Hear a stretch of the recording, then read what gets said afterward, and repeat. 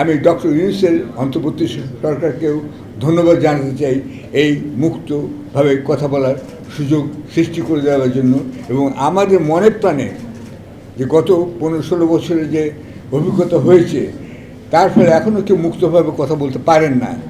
এটা সময় লাগবে, অভ্যাস হয়ে গেছে বন্দিভাবে কথা বলতে। এই বন্দিত্ব থেকে মুক্তি পাওয়ার জন্য যে দেহ মনের মানসিকতার প্রয়োজন, পরিবর্তন প্রয়োজন, সেটা অন্তর্বর্তী সরকার চেষ্টা করে যাবেন বলে আমার দৃঢ় বিশ্বাস। সেটাই হবে তাদের সবচেয়ে বড় সাফল্য। আমরা সবচেয়ে মুক্তভাবে নির্ভয়ে কথা বলতে পারছি। আজকে সেই গণহত্যার কথা, সেই হত্যাকাণ্ডের কথা, যেটার কথা আগে এভাবে বলা সম্ভব ছিল না। আমি নিজেই জানতাম না, ব্যক্তিগতভাবে আমি নিজেই একটি হত্যাকাণ্ডের সঙ্গে জড়িয়ে যাব। ছোটোবেলা থেকে আমি কিন্তু হত্যাকাণ্ডের ইতিহাস, বই, কাহিনী পড়তে খুব ভালোবাসতাম। আমি নীহারঞ্জন গুপ্তের কিরিট রায় এবং শার্লক হোমসের যে লিখেছিলেন আর্থার কোনান ডয়েল, তার বইগুলো পড়তাম। তো একটা সংলাপের কথা আপনাদের বলতে চাই, ছোটোবেলার ঘটনা। সেটা হচ্ছে যে শার্লক হোমস, বিখ্যাত মানে কল্পিত ডিটেকটিভ, তার সহকারী ওয়াটসনের সঙ্গে কথা বলছিলেন হত্যাকাণ্ড বিষয়ে। হত্যা মানুষকে আকৃষ্ট করে, খুন মানুষকে আকৃষ্ট করে। কেন খুন হলো, কি হলো, কিভাবে হলো, কোথায় হলো, কখন হলো? আমি তখন ছোটোবেলা থেকেই এই হত্যাকাণ্ড বিষয়ে অনেক পড়াশোনা করতাম, দেখতাম কারা কীভাবে লিখছে। সেই সংগ্রামটি ছিল যে শার্লক হোমস তার সহকারী ওয়াটসনকে বলছেন, যে কোনো হত্যাকাণ্ডে প্রথমে বিচার করতে হবে মোটিভেশন কী, এবং দ্বিতীয় বিচার করতে হবে বেনিফিশিয়ারিকে, আলটিমেট বেনিফিশিয়ারিকে। এই দুটি প্রশ্নের উত্তর পেলেই জানা যাবে যে হত্যাকাণ্ডটি কে ঘটেছিল বা কারা ঘটেছিল।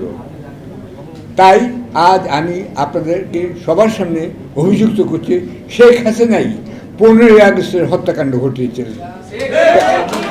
কেননা তিনিই সবচেয়ে বড় বেনিফিশিয়ারি। বাংলাদেশের সবচেয়ে বেশি রানিত্ব বা কাঁঠাল রানিত্ব পিনাকি ভট্টাচার্যের ভাষায় তিনি করে গেছেন। তাহলে বেনিফিশিয়ারি কে?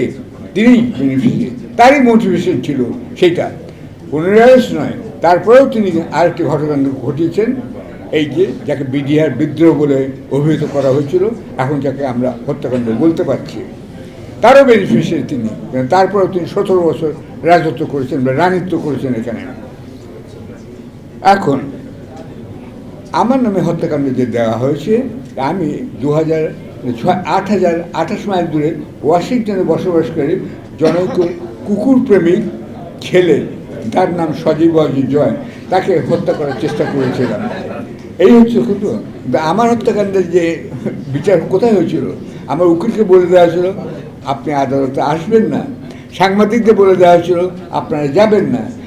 আমার হত্যাকাণ্ডের যে বিচার শেখ হাসিনা করেছিলেন তার ঘোষণা করা হয়েছিল আদালত প্রাঙ্গণে।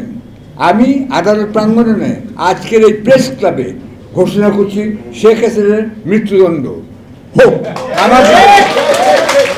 আমি মৃত্যুদণ্ড চাই না, কিন্তু মৃত্যুদণ্ড তাকে আত্মিকভাবে দিতে হবে।